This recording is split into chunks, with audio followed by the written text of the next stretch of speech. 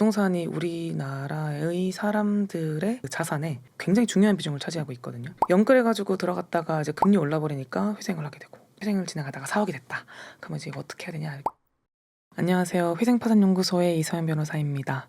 오늘 주제는 개인회생 중에 로또 1등이 당첨되면 어떻게 될까? 이건데 되게 많이 사실 물어보세요. 로또 1등 당첨되면 어떡하냐 이런 건 안 물어보시는데 회생 진행하다가 돈 생기면 어떡하냐고 이거 되게 많이 물어보시거든요. 자기 돈 나올 때가 있는데 또는 뭐 사업이 잘 될 수도 있는데 뭐 이런 얘기를 좀 하시기도 하고 그만큼 빨리 끝내고 싶은 의지가 좀 있으신 분들이 그런 문의를 좀 하시는 것 같아요. 대부분 이럴 때 똑같은 생각을 하시는데 말을 안 하고 숨길 수 있나? 말을 해야 되나? 이런 거를 생각하실 텐데 이거 실제로 발생했을 때 어떻게 해야 되는지 어떻게 대처해야 되는지 이 부분을 제가 좀 자세하게 말씀을 드리려고 하는데요. 뭐가 있을까요? 뭐 좋은 일이 있다면 첫 번째는 재산이 늘어나는 경우가 있을 거고 일확천금이 생기거나 또는 뭐 상속을 받거나 뭐 퇴직금 받거나 뭐 이런 것들 아니면 소득이 갑자기 확 늘어나거나 뭐 이런 어쨌든 플러스가 되는 그런 일들이 있을 거잖아요. 사실은 신고를 하도록 되어 있어요. 채무자 회생 및 파산에 관한 법률 이렇게 줄여서 채무자 회생법이라고 하는데 신고를 하도록 되어 있습니다. 그래서 제가 그 편히 말씀을 못 드렸어요. 사람들이 이제 뭐 이렇게 해야 됩니까? 라고 댓글로 물어보실 때 신고를 하지 말라고 이렇게 조장을 할 수는 없으니까 근데 눈치껏 좀 말씀을 드리면 상속받은 재산이나 이런 것들을 법원에 심사를 하진 않습니다. 그러니까 인회생을 내가 신청하고 개시하고 인가하고 한 이후에는 법원에서 그 사람의 재산을 들여다보거나 관여를 하진 않아요. 다만 언제든 그러니까 신고를 안 하는 건 당신의 자유인데 언제든 나중에 그 면책을 할 때 취소될 가능성이 있어요. 실컷 갚았다가 3년, 5년 하고 난 다음에 결국에는 법원이 너는 무사하게 면책을 시켜줄게 라는 확인을 받아야 되는데 근데 만약에 채권자가 몇 년 전에 내가 상속받은 거 아는데 그 부분 좀 조사해 주세요 라고 하거나 또는 소득을 신고를 하도록 되어 있는데 소득 신고를 좀 허위로 하거나 이상하게 하거나 뭐 이런 것들이 발견이 됐을 때 이제 면책이 안 되거나 아니면은 면책을 허위에 기해서 받았을 때는 면책이 취소될 가능성이 있다. 근데 이게 사실 이론적인 얘기지 결국 법원이 들여다봐야 되는 거잖아요. 거의 안 들여다보기 때문에 현실적으로 가능성이라고 봤을 때는 좀 낮을 수 있다. 그러니까 여러분 제가 방금 말씀드린 것처럼 눈치껏 여러분의 어떤 그 위험도 리스크를 따져서 여러분들이 이제 결정을 해야 되는 건데 지금 사실 제가 결론 다 말씀드렸어요. 근데 케이스가 여러 가지가 있으니까 그럼 케이스를 또 하나씩 설명을 좀 드릴 건데 자 그러면은 구체적인 상황들을 한번 볼까요? 첫 번째로는 로또 당첨 유의미한 당첨금일 때를 기준으로 어떻게 하면 좋을까라고 이제 여러분들이 물어보신다면 진행하고 있는 사무실에 얘기를 일단 하라고 저는 얘기를 하겠죠. 변호사한테 연락을 해서 신청 직전 단계에서 이걸 수령하면 100% 걸리는 단계가 있을 거고 그게 아니라 어느 정도 끝나가지고 저희도 사실 인간하게 되면 저희는 이제 위임 계약이 종료가 되니까 그 사건에 관여를 하지 않거든요. 저희도 몰라요. 또 법원도 모르고 그러니까 그런 단계에서 이제 오시는 건지 그거는 이제 케이스가 다르니까 당첨금을 빨리 가서 수령하기 전에 이제 저 같은 변호사랑 상의를 해볼 것 같아요. 그러면 그 변호사님이 적절히 리스키한 방법으로 말씀을 해주시겠죠. 예를 들면 차라리 그거 다 오픈시켜가지고 개인회생을 빨리 끝내서 신용도를 빨리 회복하자 라는 방법이 있을 수 있고 아니면은 리스크를 얘기 드리면서 선택하세요라고 할 수 있을 거예요. 왜냐면은 예를 들면 이 사람이 1억 원의 채무가 있었는데 5천만 원이 나왔어요. 그러면은 5천만 원을 갚을 수 있는 정도의 로또가 됐다. 그러면은 사실은 사람들이 이렇게 생각하거든요.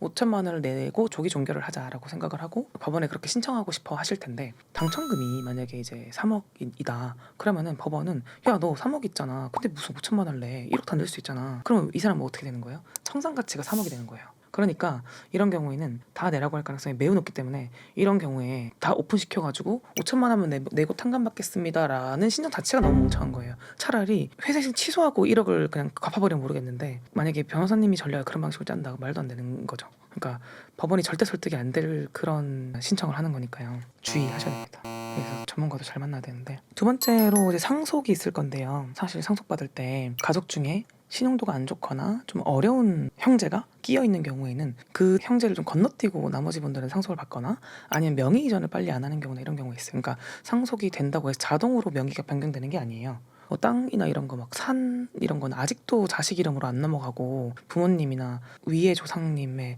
이름으로 되어 있는 경우도 있거든요. 그러면 상속 등기를 언제 하는 게 좋으냐, 그러니까 등기 정리를 언제 하는 게 좋냐 이런 것들을 이제 많이 물어보시는데 예시를 들어서 설명을 드리면 어떤 분이 이제 개인회생을 이제 변제를 하고 있는 상황에서 인가가 나고 2년 차가 됐을 때 이제 아버지가 돌아가셔가지고 유산으로 이제 아파트를 물려받게 됐는데 시세가 5억 원이었던 거예요. 그래서 본인 입장에서는 후발적으로 재산이 생긴 거니까 이럴 때 이제 어떻게 하냐라고 하시면서 법원이 뺏어갈까봐 좀 걱정을 하셨는데 사실 제가 그걸 조장할 수는 없지만 제가 아까 말씀드렸잖아요. 선택을 하셔야 된다. 원론적인 부분이 있고 선택을 해야 될 부분이 있다. 그래서 여기서 제가 더 구체적으로 말씀 못 드리고 알아서 눈치껏 판단을 하세요. 그렇습니다. 세 번째, 이것도 여러분들이 장밋빛 상상을 하자면 요즘 부동산 가격이 굉장히 폭등을 또 해가지고 부동산이 우리나라의 사람들의 그 자산에 굉장히 중요한 비중을 차지하고 있거든요. 그러니까 예를 들면 미국 같은 경우에는 금융자산의 비중이 굉장히 높은데 우리나라는 이제 거의 막 부동산 몰빵되어 있잖아요. 그래서 이런 가구가 많다 보니까 부동산 가격의 생계와 신용이 굉장히 많은 영향을 미쳐요. 연끌해가지고 들어갔다가 이제 금리 올라버리니까 회생을 하게 되고, 또 지금은 럭키한 거죠. 왜냐면은 회생할 때는 KBC세가 3억이었는데 만약에 이제 회생을 지나가다가 4억이 됐다.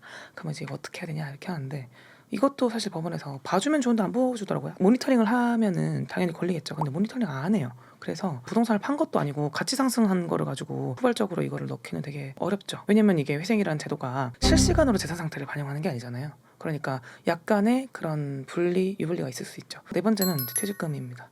개인회생을 하다가 퇴직을 할 수 있잖아요. 인간하고. 근데 퇴직금이 재산에서 반영이 어떻게 되냐라고 하면은 퇴직금으로 되어 있으면은 2분의 1 반영, 퇴직연금으로 되어 있으면 미반영. 퇴직연금은 재산으로 보지 않습니다. 근데 생각해보세요. 퇴직연금이 한 3천만 원 쌓여 있어요. 근데 이 사람이 개인회생을 하다가 중간에 변제를 한 2년 정도 하다가 퇴직을 한 거예요. 그러면은 퇴직연금을 받았잖아요. 그러면 통장으로 들어온 그 돈은 재산이에요. 그러면은 3천만 원인 연금은 재산이 아닌데 3천만 원을 찾아서 내 통장에 들어오면은 이거는 재산이다. 이렇게 평가를 해요. 왜냐면 그 기준은 압류를 할 수 있냐 없냐의 기준이에요. 통장에 들어온 3천만 원을 압류할 수 있을 거 아니에요. 그러면은 후발적으로 재산이 생긴 거죠. 저는 이거는 신고를 안 했다고 말씀드릴 수 있을 것 같아요. 왜냐면 퇴직금은 채무자를 보호하는 거잖아요. 이 사람의 생계를 보장하기 위해서 이런 어떤 이렇게 압류도 못하게 하고 이런 것들이 있는 건데, 이를테면 이런 거죠. 이 논거대로 신고를 해야 된다면 만약에 이제 임대차 보증금을 받았어요.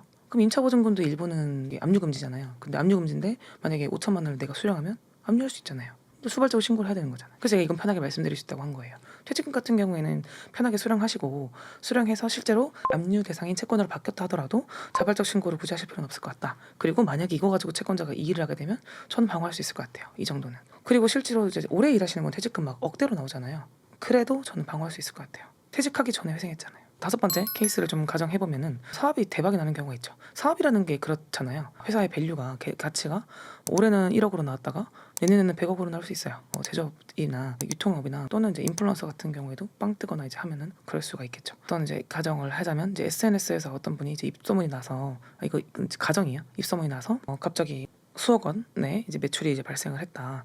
이런 경우에 이거를 말을 할까? 이제 이게 지금 문제인데, 첫 번째로 보통은 소득이 좀 들쑥날쑥한 이런 자영업자 같은 경우에는 조건부 인가가 나오는 경우들이 있어요. 이제 이런 경우에는 사실 소득이 늘어나게 되면 100% 걸리게 되는 거죠. 근데 이런 게 있어요. 사업이 잘 된다는 게 꼭 이익이 많다는 건 아니거든요. 매출이 늘어나게 되면 그만큼 투자할 때가 되게 많아요. 물류 설비도 해야 되고, 직원도 늘려야 되고, 또 광고비도 늘려야 되고. 매출이 는다는 거는 그게 비례해서 비용도 늘어나는 구조가 대부분 될 수밖에 없기 때문에, 정말 특이한 업종이 아니고선 대부분은 사실상 실제 이익을 당장 추산하기가 되게 어려워요. 몇 년 뒤에 추이를 봐야 되거든요. 그래서 이런 경우에도 사업이라는 거가 대박이 났다는 이유로 변제금을 올리거나 또는 자발적 신고를 하거나 그럴 필요는 없을 것 같아요. 왜냐면은 그러니까 사업하다가 회생하는 거잖아요. 잘 되다가 안 되기도 하고, 안 되다가 잘 되기도 하고, 그게 사업인데 매년 그런 부분들이 조금 바뀌고, 또 심지어는 되게 한 번 빵 뜬 이력이 있다고 해서 내년에도 대박이 날 가능성은 거의 희박하죠. 매년 잘 되면 좋은데 사업이라는 거는 굉장히 롤러코스터를 많이 타는 일이기 때문에 올해와 내년이 매년 다르니까 확정적 수익이 되지 않은 이상은 그 사업이 대박난 걸 가지고 변제금을 쉽사리 올리거나 하기는 어려울 것 같고, 대신에 반대로 실제 이익이 만약에 확정적으로 늘어났다고 하는 경우에는 자발적 신고보다는 채권자에 걸릴 가능성들이 좀 있겠죠. 만약에 거래처들이 만약에 채권자에 들어가 있다거나 하면은 그런 거 대박 나면 소문 그만 나잖아요. 근데 보통 불행하지만 그런 것까지 신경 쓰는 채권자들 잘 없죠. 제가 채권자를 만약에 대리했다면은 대박 났어요? 바로 신고하고, 그렇게 하겠지만 그런 것 같습니다. 그래서 지금 제가 공통적으로 말씀을 드렸던 거는, 채권자는 좀 챙기시고 채무자들은 알아서 판단하셔라.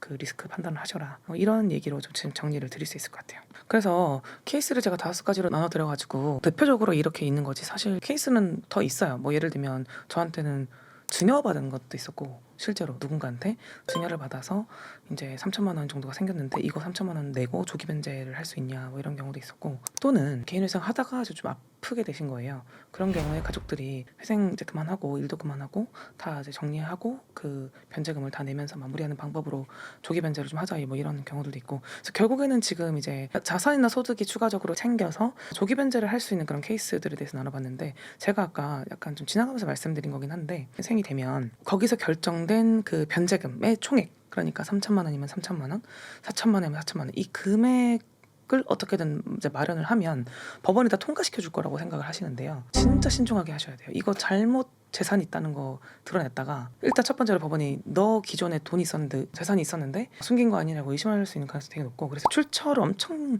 까다롭게 체크를 합니다, 법원에서.